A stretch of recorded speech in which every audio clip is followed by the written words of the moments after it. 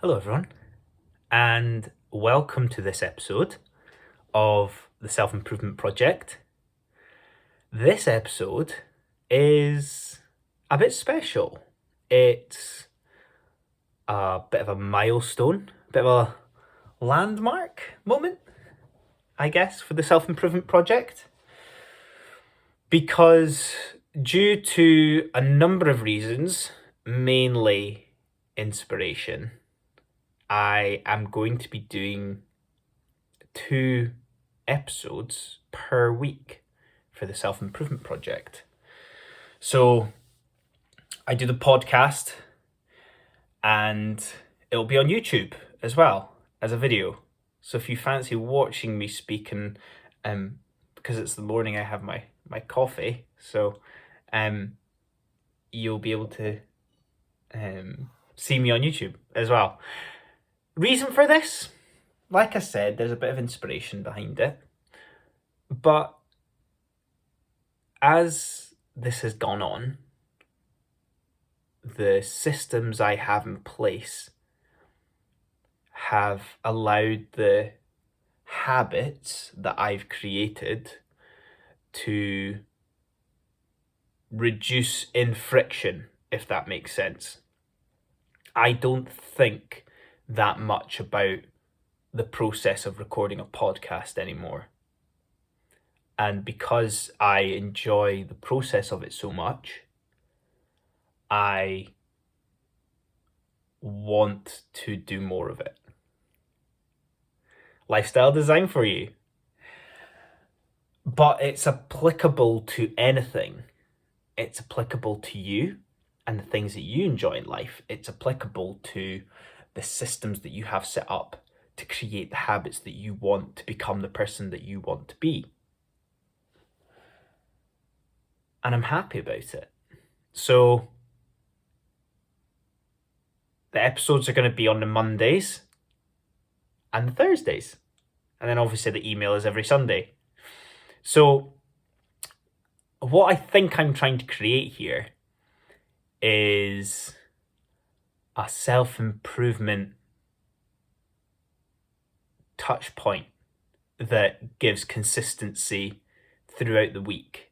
It means that guilt-free wise, if you just consume the 2 podcasts and the email per week, you're consistently touching base with your own self-improvement and personal development. Not bad, eh? This episode is called Be More Thankful. Being more thankful and the use of gratitude in our lives is extremely powerful. Listening to this, the type of person that you are, you've probably used it before. You've probably tried to implement it into your life in some shape or form. Whether that be in your own personal life or in a situation where you feel like gratitude would support your mindset at that time. Gratitude is powerful, but it's easy to forget about. It's easy to let days go past, a wee bit like meditation, sometimes exercise, eating well. It just slips our minds. And then we look at ourselves and think, why don't I feel good? Why don't I feel great? And all of these things added up are always the things that it comes back to and contributes to. So today I'm going to talk to you a little bit about my perception of gratitude, how it helps me, how you can use that, and also why it's so effective. So when it comes to gratitude, I always find myself leaning towards it on 2 certain ends of the scale. Like anything, when I don't feel like I need it, I don't use it. When I'm balanced out, when I'm in the middle ground when I'm fine. And then it tips to one side and I need it again. And I've named these two ends of the scale as the bratty end of the scale and the despondent end of the scale. So the bratty end of the scale is when I'm getting ahead of myself, when I'm getting impatient, when I'm, again, just being a bit bratty about the situation. Maybe it's my ego, my arrogance, my expectations and dreams and goals of what I want to achieve in life. And it leads me down this path of discontentment because I'm maybe surrounding my life with things that are making me stretch and reach for them. So I become a bit bratty about that. Why is this not happening? Being a bit of a victim. And it puts me in a rubbish state of mind. It doesn't make me feel good about myself.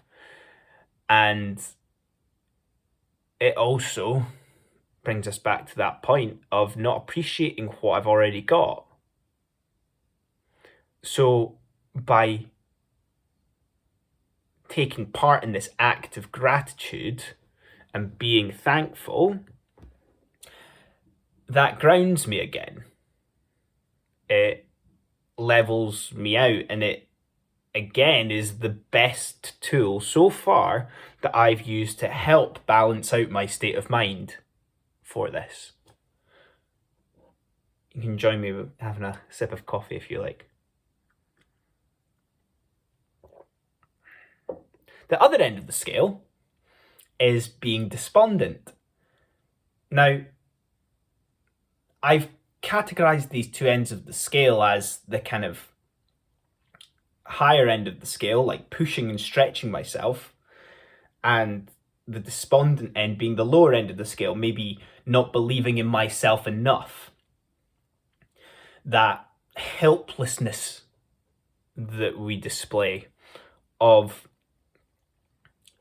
again, similar phrasing, but maybe feeling a bit behind and a bit low about myself. Why am I not where I want to be?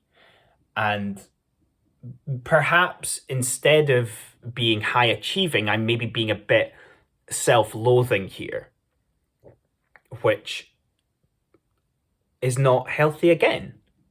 But that element of feeling a bit sorry for myself.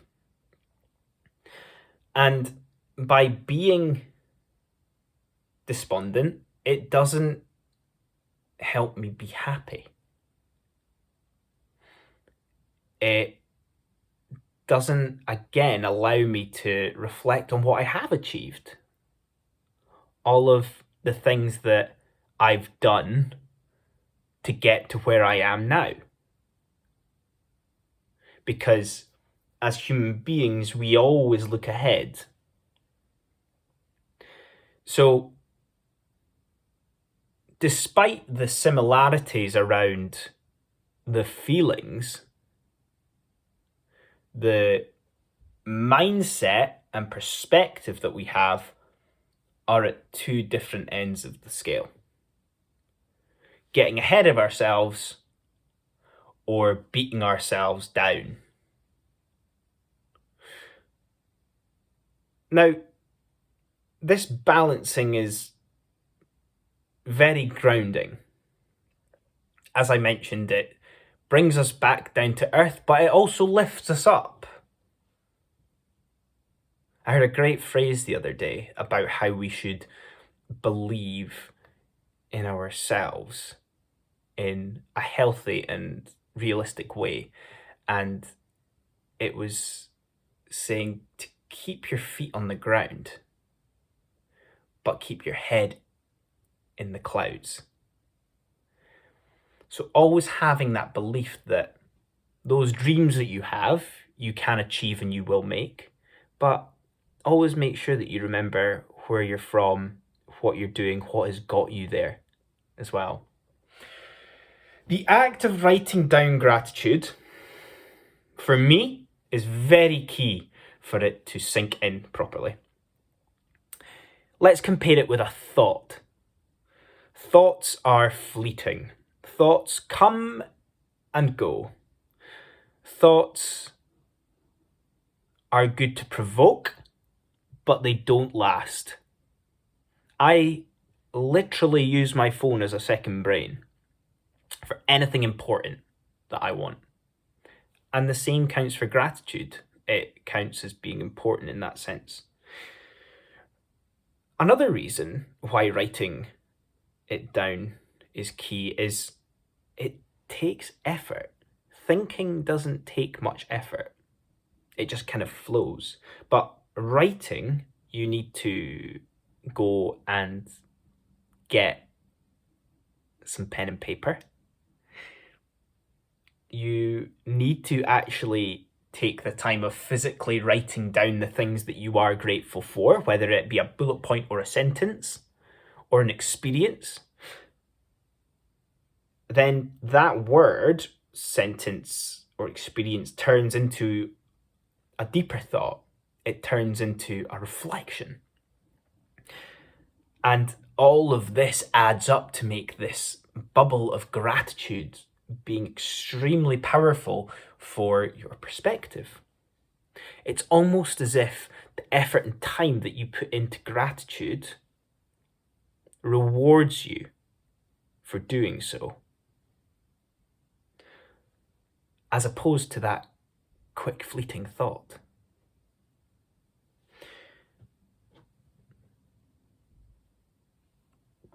You never lose the ability to demonstrate gratitude. That's one of the most wonderful things about it. However high or however low you get, you always have gratitude that you can use as a tool to help you.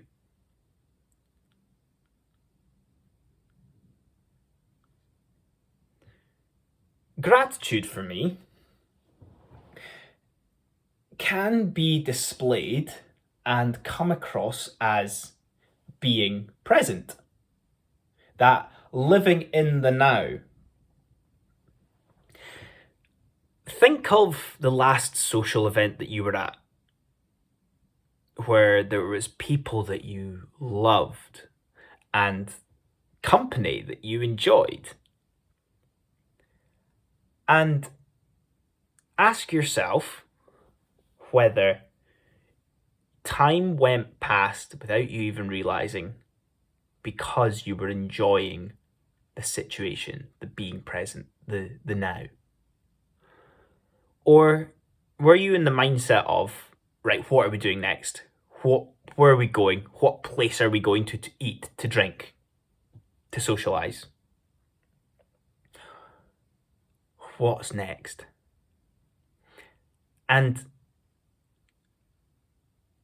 as you've maybe listened to in previous episodes, what's next can be quite toxic. It can steal joy away from you. However, being present and enjoying the situation that is now, even if there is nothing significant to timestamp exactly what it is you're enjoying, that's gratitude. You're enjoying being with friends, being with people. And that's where COVID can sometimes rear its head. It was taken away from us. Like I said, you will always have gratitude to use, no matter how high or how low you are, no matter how successful you are or how stuck you maybe are. It balances your perspective and always reminds you of how lucky you are. And that's us. Thanks very much for listening today, guys. I hope you enjoy the 2 a week, because I certainly will. Let me know what you think. Do you agree? Was there anything that you would add? If you enjoy that and you want to jump on this bandwagon of personal development every week, sign up to my email list, which is in the show notes, and you'll hear from me each Sunday. Have a good one. Bye.